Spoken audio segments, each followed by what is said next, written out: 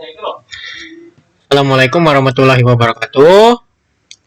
Perkenalkan, nama saya Difta Algifari Arianto dari program studi D4 ya, Teknik Informatika Universitas Logistik dan Bisnis Internasional. Pada kesempatan kali ini ya, saya ingin menyampaikan atau memberikan sebuah wawasan kepada teman-teman semua ya, untuk memberikan sedikit insight atau pandangan tentang apa sih yang kita belajar di teknik informatika ini, khususnya di Universitas Logistik dan Bisnis Internasional atau ULBI. Langsung saja ya, pada kesempatan kali ini saya ingin menyampaikan terkait dengan SQA ya, SQA atau Software Quality Assurance. Ini merupakan salah satu mata kuliah yang ada di program studi D4 Teknik Informatika. Ini berfokus pada pengetesan dan pengujian aplikasi. Langsung saja ya. Yang pertama yaitu ada apa itu SQA tentu ya. Karena teknik informatika ini sangat lekat hubungannya dengan pengembangan aplikasi, coding gitu kan, pengembangan aplikasi baik berbasis website atau mobile ya, atau mobile, tentu diperlukan sebuah proses atau tahap yang digunakan untuk memastikan bahwa aplikasi yang sudah dibuat itu sesuai dan memenuhi standar aplikasi dan sebuah aplikasi gitu, standar sebuah aplikasi yang baik. SQA adalah tahap yang diperlukan itu, karena SQA itu merupakan sebuah proses yang terstruktur yang digunakan untuk memastikan bahwa aplikasi yang dibuat ini sesuai dengan standar industri yang berlaku gitu. Dimulai dari perencanaan, lalu pengembangan, testing, hingga sampai ke evaluasi. SQA itu berperan penting di setiap tahapan ini gitu. Berikutnya tujuan SQA seperti yang sudah disampaikan sebelumnya gitu kan. Inti dari tujuan SQA adalah tentu untuk memastikan bahwa software atau perangkat lunak yang sudah kita buat itu dapat memenuhi standar dari sebuah software atau aplikasi yang baik, yang bagus untuk dipublikasikan ke end user atau ke pengguna akhir. Seperti kita ini, ketika kita menggunakan WhatsApp atau game gitu kan, kita kan memainkannya aja tuh, kita nggak ikut ngembangin. Kita itu end user dari si aplikasinya gitu. Selanjutnya standarnya gitu kan. Setelah kita tadi membahas apa itu SQA, QA, lalu kan tadi bilang standar kualitas ya, untuk memastikan standar kualitas software yang kita buat itu memenuhi. Sekarang kita bahas standar kualitas sebuah software yang baik itu seperti apa sih gitu kan. Nah, ini dijelaskan di ISO IEC ya, kalau bahasa Indonesia gitu kan, 25010 gitu. Ini menjelaskan standar kualitas sebuah software yang baik untuk dipublikasikan. Ada maintainability gitu kan ya, ada maintainability, kemudian ada security ya, atau keamanan dari sebuah aplikasi ya, lalu ada reliability atau ketahanan dari aplikasi tersebut, lalu ada usability, kemudian compatibility, kompatibilitas aplikasi ya, apakah aplikasinya kompatibel, lalu ada efisiensi aplikasi ya, performa aplikasi ini apakah stabil, lalu ada fungsi aplikasi ini apakah aplikasinya stabil dan tidak suka ngebug gitu kan, atau error gitulah. Dan yang terakhir, apakah aplikasi ini cukup portable atau mudah untuk digunakan gitu, atau portability. Ketika aplikasi yang kita buat memenuhi 8 standar ini, artinya aplikasi yang kita buat itu sudah memenuhi standar kualitas sebuah software yang baik atau sebuah aplikasi yang baik gitu. Lanjut, Setelah kita sebelumnya membahas apa itu QA gitu kan, lalu standar aplikasi yang baik bagaimana, sekarang mari kita intip sedikit di QA ini ngapain gitu kan. Karena QA ini memastikan bahwa aplikasi yang dibuat itu sesuai dengan standar sebuah aplikasi yang baik, tentu di dalamnya bukan hanya ada, mohon maaf, tapi sebagian besar adalah pengujian. Gitu. Pengujian dalam QA sendiri dibagi menjadi dua, ada pengujian manual dan ada pengujian otomatis. Nah, pengujiannya ada tiga tipe gitu kan. Metodenya ada dua dan tipe pengujiannya ada tiga. Ada pengujian fungsional. Nah, pengujian fungsional digunakan untuk menguji fitur-fitur yang berkaitan langsung dengan aplikasi. Misal di aplikasi itu ada apa sih? Misal ada login gitu kan, ada lobby kalau misal game, atau ada dashboard kalau misal aplikasi keuangan gitu kan, dan sebagainya.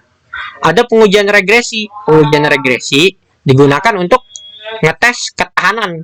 Misal aplikasi ini diloginkan atau 1000 user, 1000 pengguna langsung login bersamaan ke dalam aplikasi ini, apakah aplikasi ini kuat gitu kan, dan jika ditambahkan fitur baru gitu, apakah aplikasi ini error atau tidak gitu. Jika tidak error artinya aplikasi ini lulus pengujian regresi atau fitur yang dibuat itu lulus pengujian regresi. Yang kemudian ada pengujian non fungsional. Pengujian non fungsional itu pengujian yang di luar dari pengecekan fitur itu. Karena pengujian fungsional dan regresi itu berkaitan erat dengan fitur, maka pengujian non fungsional ini lebih ke pengujian general seperti performa aplikasinya, lalu keamanan dari aplikasi itu sendiri, apakah data kita aman atau tidak gitu kan, dan sebagainya. Kemudian ada ini salah satu contoh tes yang dilakukan oleh end user gitu, yaitu user acceptance testing. Ini juga merupakan salah satu tahap yang ada di software quality assurance ya, ketika memastikan kualitas sebuah software gitu.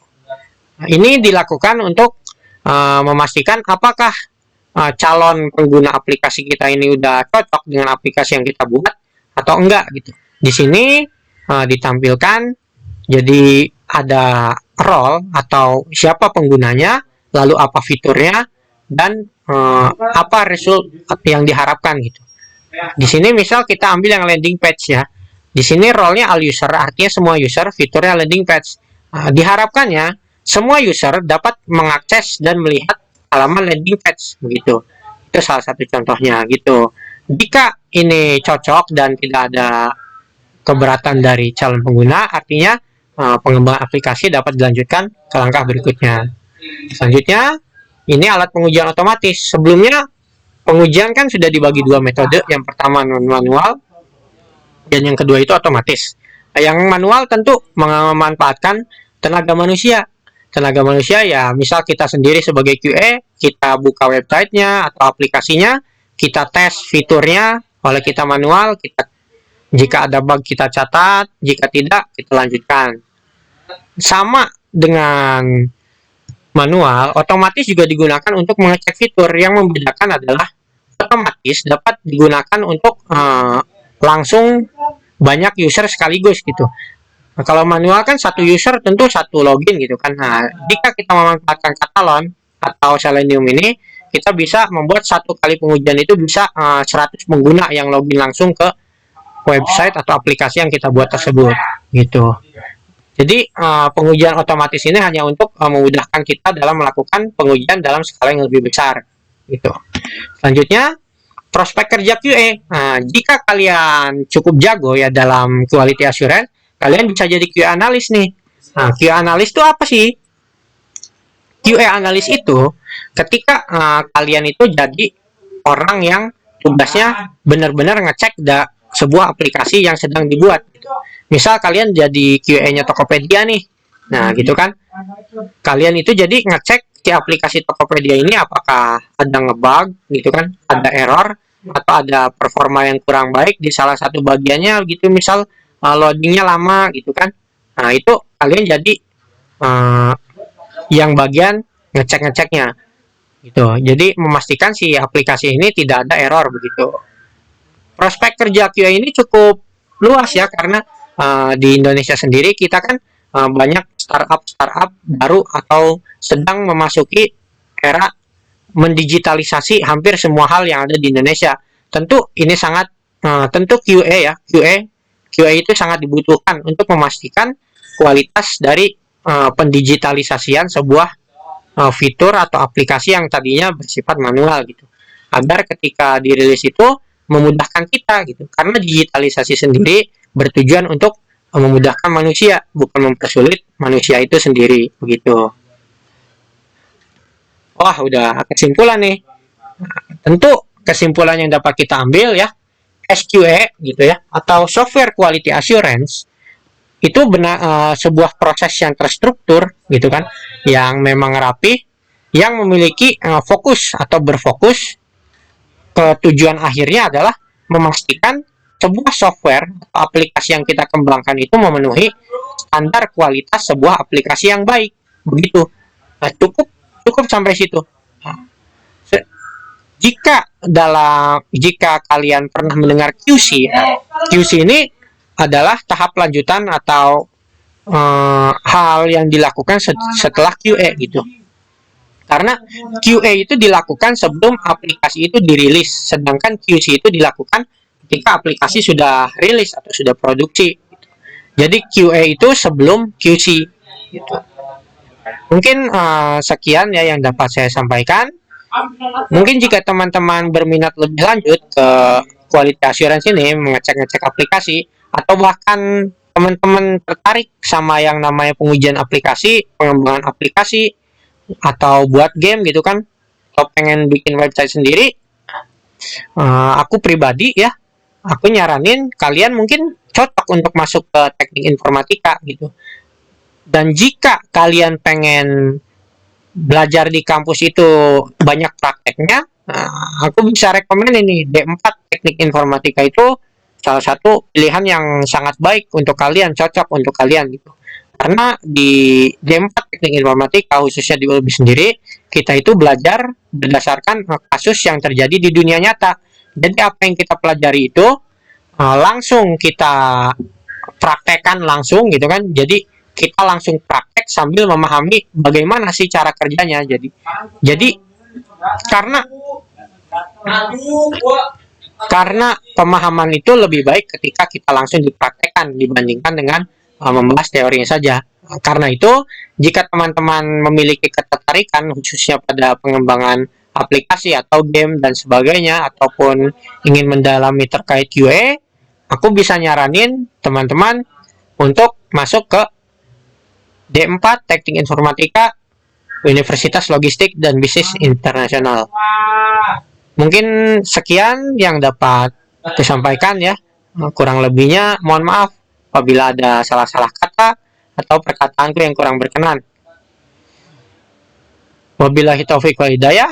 Wassalamualaikum warahmatullahi wabarakatuh. See you next time.